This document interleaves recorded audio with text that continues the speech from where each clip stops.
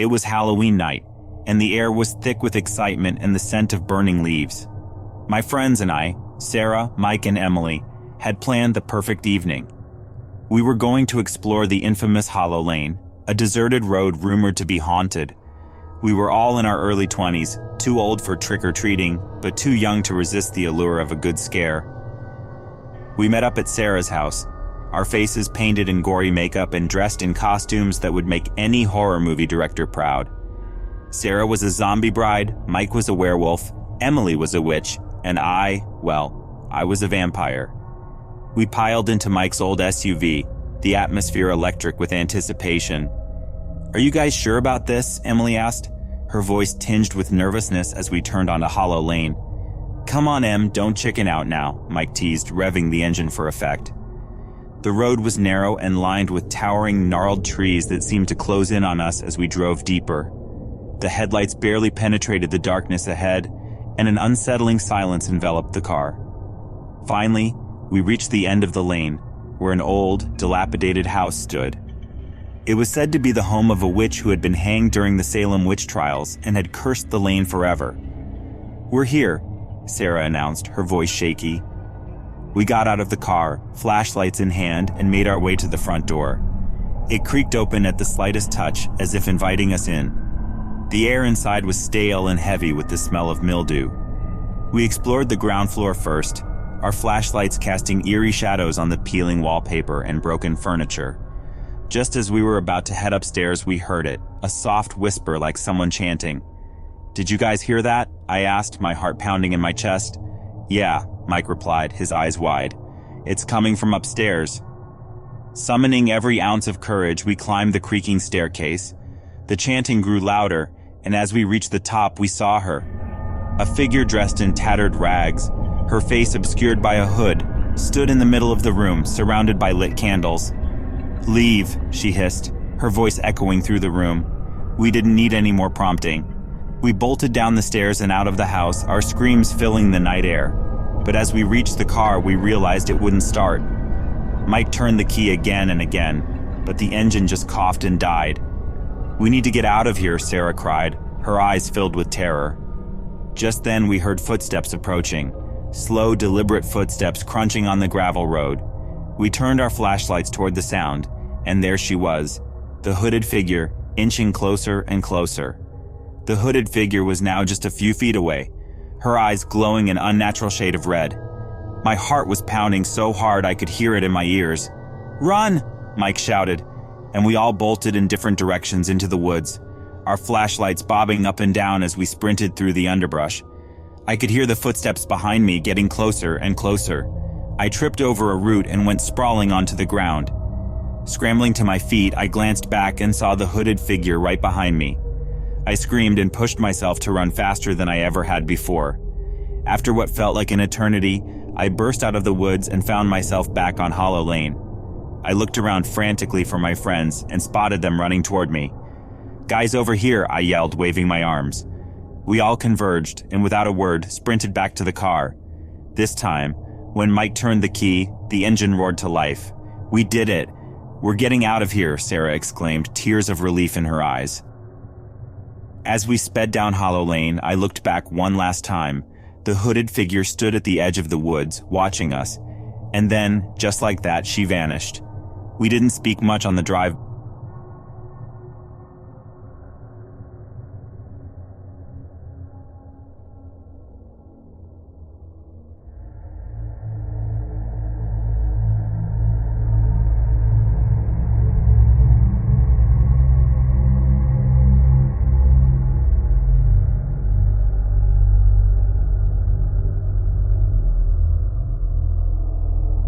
October 31st, Halloween night. My best friend, Sarah, and I were home alone, our parents out at some adult Halloween party. "You sure you don't want to go to Jake's party?" Sarah asked, flipping through Netflix. "Yeah, I'm sure. Parties aren't my thing, you know that," I replied, grabbing a handful of popcorn from the bowl between us. "All right, horror movie marathon it is," she said, clicking on a classic, The Exorcist. The room darkened as the opening credits rolled, and I felt a chill crawl up my spine. "Hey, did you close the back door?" I asked, my eyes darting to the sliding glass door leading to the backyard. Yeah, locked it myself, Sarah reassured me. But her eyes met mine, and we both felt an unsettling feeling. About an hour into the movie, we heard it.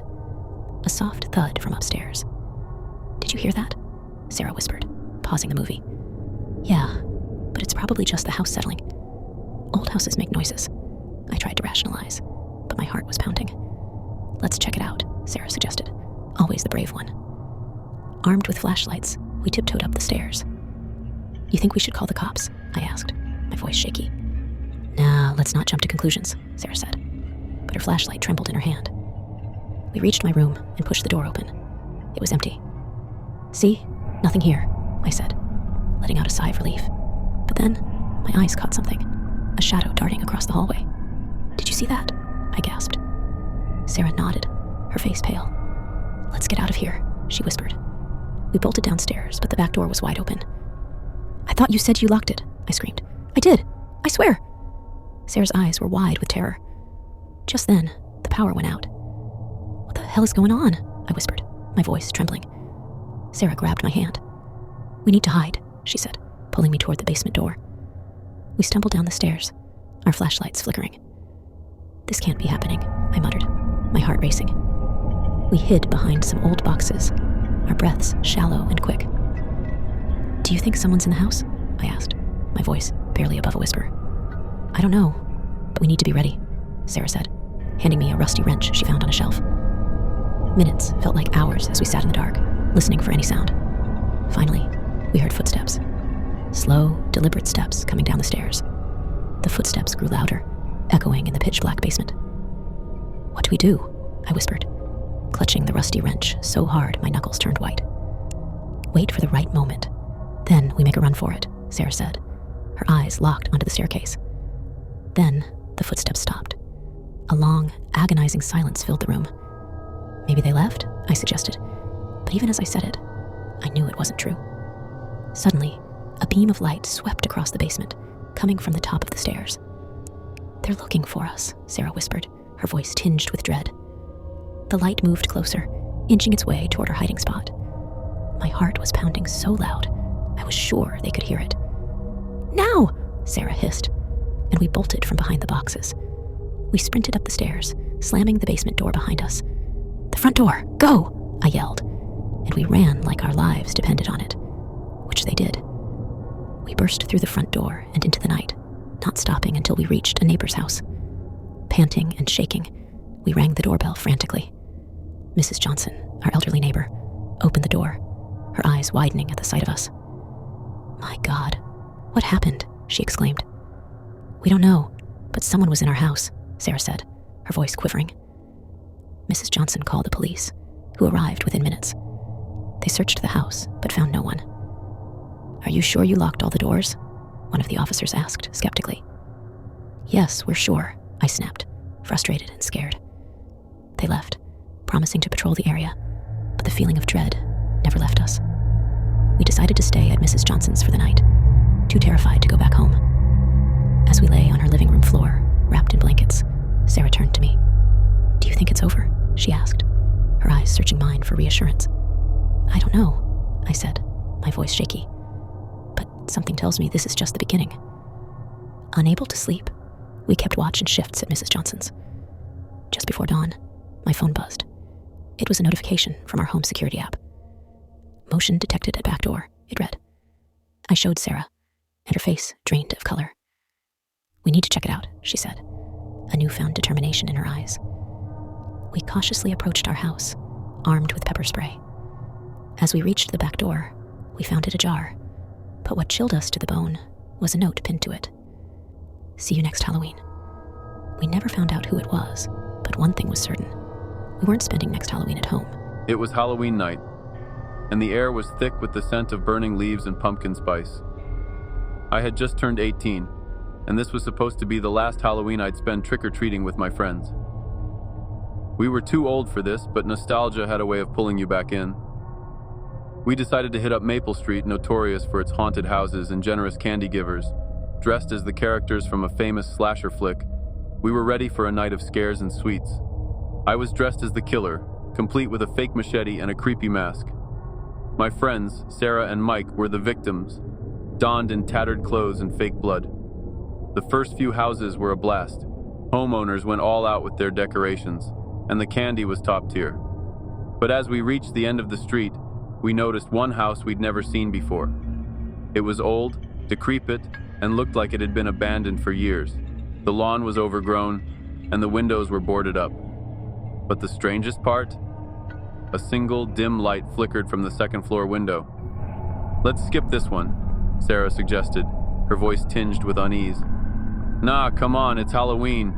What's the worst that could happen?" I said, trying to sound braver than I felt. Ignoring Sarah's protest, I rang the doorbell. The sound echoed through the house, and the flickering light upstairs suddenly went out.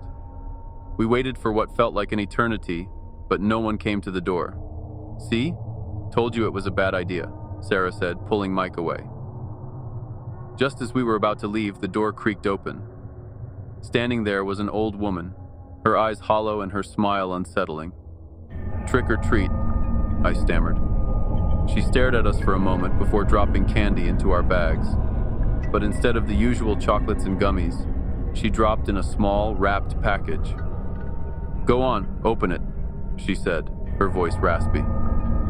I unwrapped the package to find an old, tarnished key. "What's this for?" I asked. "For the adventure of a lifetime," she replied. "If you dare." Intrigued and slightly terrified, we thanked her and moved on. But as we walked away, I couldn't shake the feeling that we had just made a grave mistake. We continued down Maple Street, but the atmosphere had changed. The air felt heavier, and the laughter and chatter from other trick-or-treaters seemed distant, almost muffled. The key in my pocket felt like it weighed a ton, and I couldn't shake the feeling that it had some sort of power over us. "Let's go back," Sarah finally said, breaking the silence. "This key is freaking me out." "Yeah, man, I don't like this," Mike added.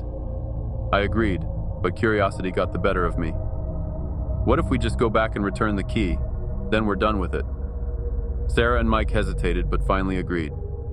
We made our way back to the creepy house, and as we approached, the flickering light in the upstairs window came back on. I rang the doorbell again, but this time, the door swung open on its own. The old woman was nowhere to be seen. "Hello?" I called out, stepping inside. "We just wanted to return this key." No answer. The house was eerily quiet, except for the distant sound of footsteps upstairs. We exchanged nervous glances and made our way to the staircase. The key seemed to pull me towards it, guiding me to a door at the end of the hallway. I inserted the key and turned it. The door creaked open to reveal a room filled with old photographs, newspaper clippings, and a large mirror on the far wall. The photos were of us, Sarah, Mike, and me, from various points in our lives, some even from earlier that evening. "What the hell is this?" Mike exclaimed, his voice shaky. Before we could react, the door slammed shut behind us and the mirror on the wall flickered to life. The reflection wasn't ours. It was the old woman, grinning menacingly. "Welcome to your final Halloween," she cackled. "You wanted an adventure and now you're a part of mine." Suddenly the room went dark, and the sound of a chainsaw revved to life. The walls seemed to close in on us, and in the dim light I could see figures moving. Figures that looked eerily like me, dressed as the killer from the slasher flick.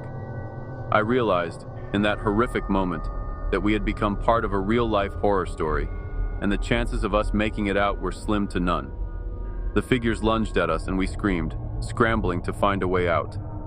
Just when I thought it was the end, Sarah managed to break a window with a chair, and we tumbled out, gasping for air. We ran as fast as we could, not stopping until we reached the safety of our homes. But even then, the terror of that night haunted us. We never spoke of it again, and we never went back to Maple Street. As for the old woman and the mysterious house, they disappeared, as if they had never existed. But every Halloween, when the air turns crisp and the leaves begin to fall, I can't help but wonder if she's out there, waiting to make someone else's Halloween night a living nightmare.